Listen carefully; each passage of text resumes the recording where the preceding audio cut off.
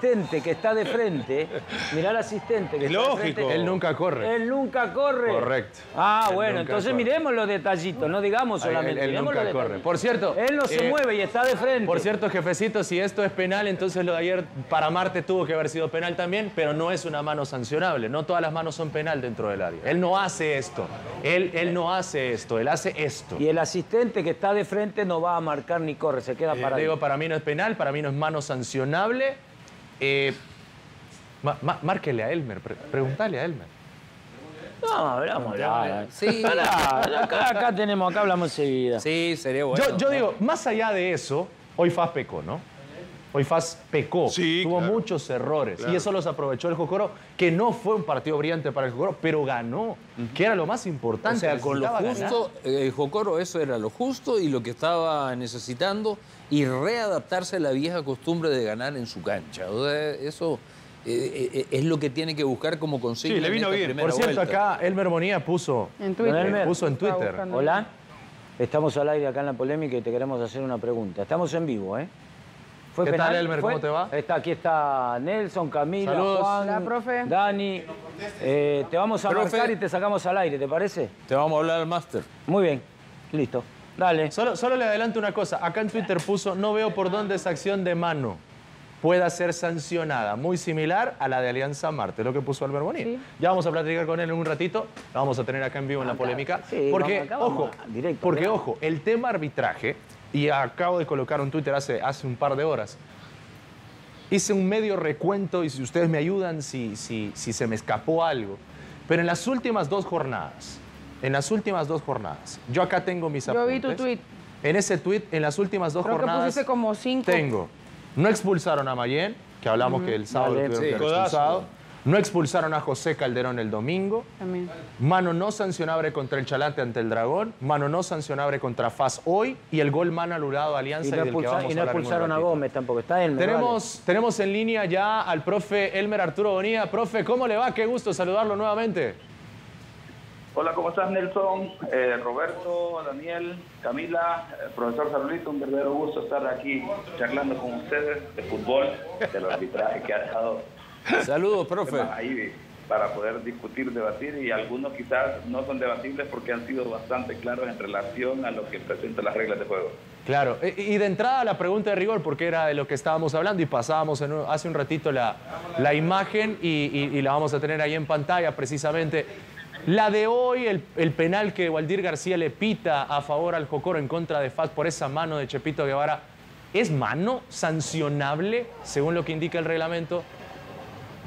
Y exacto, esa es la pregunta correcta, que si es mano sancionable, porque inicialmente pues creo que a nadie le queda duda que hay un contacto del balón con la mano, y así es esa frase, hay un contacto del balón con la mano que trajo un rebote, y aquí es algo clave, que de manera inesperada llega a donde está el jugador, quien tiene la mano, el brazo en una posición natural y no espera que el balón llegue a esa circunstancia, porque si podemos observar, existe la posibilidad de que tanto un defensor como un compañero atacante jueguen el balón antes de que se dé ese rebote, y luego al rebotar en la pierna del jugador va a la mano. Entonces eso le da argumentos a los jueces, a los árbitros, para que puedan decidir una situación tal que decidan no es reglas de juego, porque lo ampara, número uno, las reglas de juego, y luego las explicaciones adicionales que ha establecido el IPAD.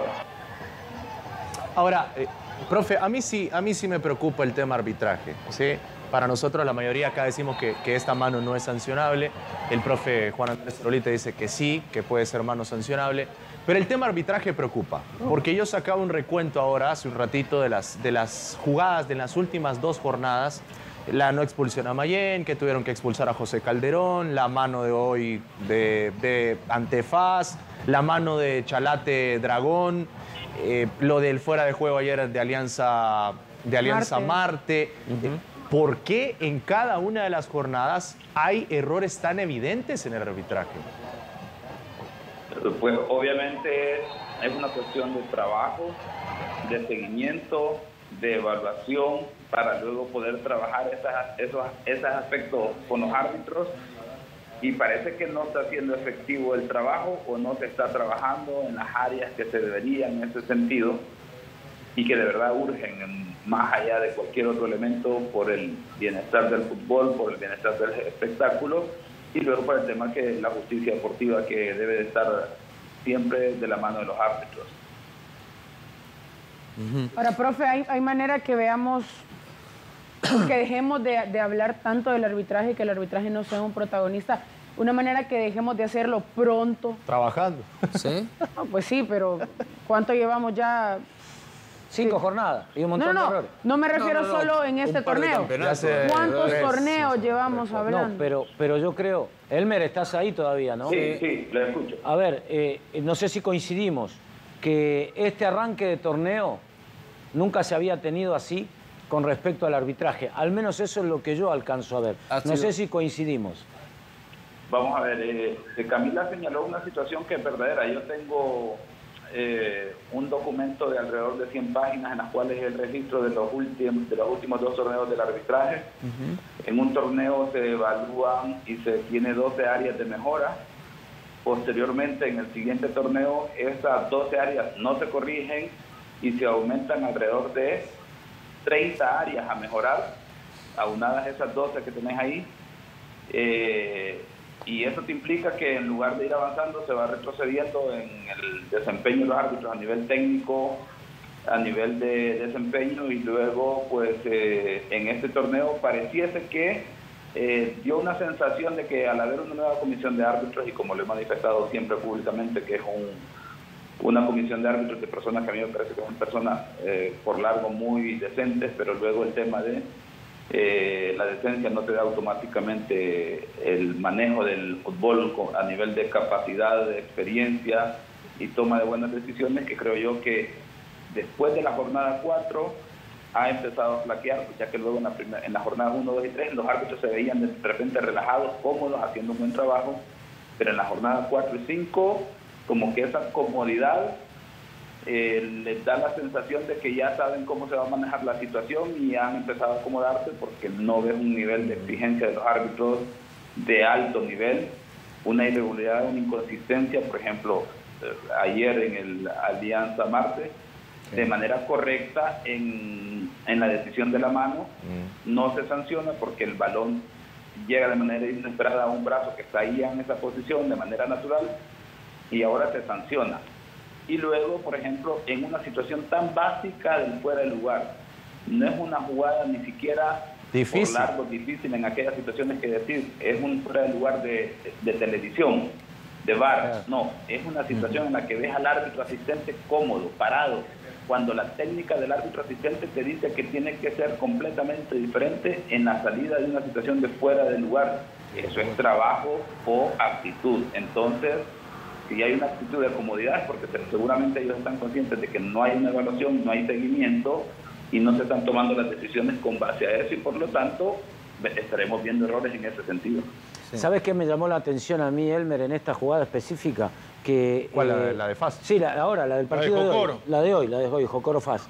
En esa jugada específica, y veíamos ahí la repetición, que el asistente nunca corre a señalar o a tomar su ocupación como asistente para sancionar un penal.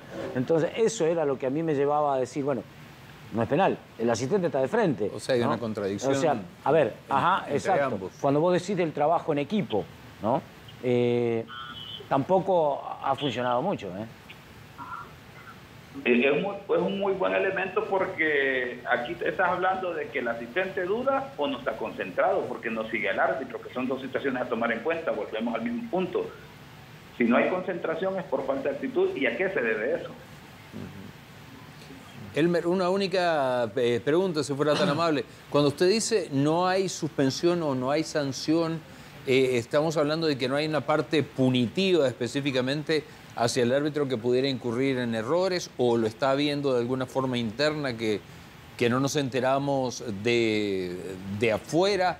¿Está habiendo la capacitación constante que debe de darse para hablar, por ejemplo, de estas cuestiones de brazo extendido, lo que antes era a consideración del árbitro y hoy se llama mano sancionable? ¿Hay un renovar de conceptos en esto en el cuerpo arbitral salvadoreño?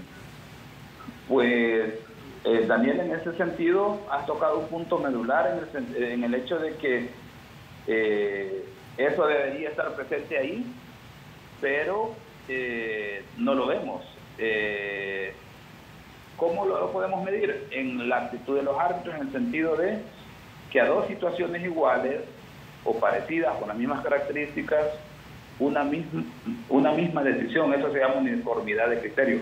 Obviamente no vas a erradicar el error como parte del juego en términos generales, pero no de manera recurrente. Por ejemplo, si recuerdan, el partido Dragón Jocoro, la jornada 1, termina ganando Jocoro 1-0, pero a pesar de eso hay una situación de penal que no se le sanciona a Jocoro. Ahí es un error, digamos, que no tiene tanto impacto, tanta trascendencia del árbitro, porque el equipo que termina ganando es el que se vio afectado en el error, pero enseguida ya el árbitro lo deja a la tercera fecha, entonces ya te da un parámetro de cómo va la cosa. Y ahora nuevamente, en relación a las designaciones, los errores arbitrales, no tenés una claridad de que cómo están siendo tratados los árbitros, que por ejemplo, en este sentido, ya tanto la comisión de árbitros como la parte técnica deben de evolucionar, si ya lo hace con CACAF, si ya lo hace FIFA en la Copa del Mundo, de dar explicaciones en términos de las directrices para manejar el arbitraje, en cómo van a manejar la parte de toma de decisiones en relación a quienes siguen en el panel de las primeras y bajo qué parámetros. Aquí también necesitamos una explicación la prensa, la dirigencia de los equipos, jugadores, entrenadores, de tal forma que quede una claridad bajo la línea, porque, insisto, el error es parte del juego, pero también que te quede claridad de a dónde están los fallos para que se vean enseguida los ajustes, pero tampoco estás viendo eso, no ves que nadie da la cara de parte en representación administrativa y técnica de los árbitros, solo quedan los árbitros solos completamente. Ahora, Elmer, como última pregunta, es interesante el tema de la repartición de responsabilidades también acá, porque entendemos que la comisión de árbitros designa a los árbitros, pero se nos olvida que existe una gerencia de arbitraje, que es la que, entiendo, constantemente trabaja con los árbitros para buscar esa mejora. Esa gerencia, ¿por qué no habla? ¿Por qué no explica? Porque lo pueden hacer primero, pueden explicar ellos qué es lo que está sucediendo o no, o tiene que ser simplemente la comisión de árbitros. Lo pueden hacer ambos, definitivamente, Nelson. Por ejemplo, si recuerdan, y aquí cerquita tenemos dos ligas que nos dan este ejemplo, la liga de la MLS y la liga mexicana, que a través de su departamento técnico dan explicaciones de las situaciones en las que se fallaron en las jornadas de la liga, y lo hacen con material audiovisual en redes públicas, en las redes sociales, perdón. Ya eso te da un parámetro, que hay una línea a seguir, que están trabajando y que se dan cuenta que se equivocan, pero claro, es que el problema no es que se equivoquen, sino que reconozcas los errores, los hagas saber, porque eso te compromete automáticamente a mejorar dentro de la interna, porque no vas a pasar todas las jornadas explicando error tras error, porque enseguida yo me hago una culpa porque voy a trabajar en eso y no quiero salir en la siguiente jornada dando la misma explicación. Debería. Bueno, Elmer, gracias por tomarnos la llamada. Te agarramos a quemarropa, pero gracias por el tiempo y esperamos que este tema de arbitraje pues vaya mejorando, que ya no tengamos que estar hablando de esto en cada una de las jornadas. Errores tan marcados, ¿no? Así que gracias, Elmer. Un abrazo. Saludos a todos. Gracias, gracias, muy amable. Ahí estaba entonces. Y la próxima te mandamos un WhatsApp antes. Sí. Por si estaba cenando. Te esperamos en clase también. No, ¿sabes qué? Dice cosas interesantes, pero también hay algo, ¿no? Un detalle, tal vez que vos lo mencionabas, comisión de árbitros, prensa, jugadores, ¿eh? Tendrían que hacer yo lo voy a poner así, ¿no? Muchos se van a reír, tal vez, un congreso, ¿viste? Donde estén todos y donde todo se explique. No, pero donde se explique las nuevas leyes, todo. No necesitas tampoco reunirte. ¿Por qué no, Juan? No, pausa. Porque los criterios son diferentes. No, pero pausa. En España, al inicio de antes de que inicien las ligas, los árbitros se reúnen y virtualmente dan un congreso y explican en lo que se va a trabajar durante la campaña. Entonces, no es necesario reunirse físicamente. Bueno, listo, tener las armas, ahí están las redes sociales, hay muchas cosas que se pueden hacer. La pregunta es, ¿por qué no se hace? ¿Se quieren hacer? Vamos a seguir platicando mucho más acá en La Polémica. Acompáñenos, vamos a ir a una pausa, volvemos.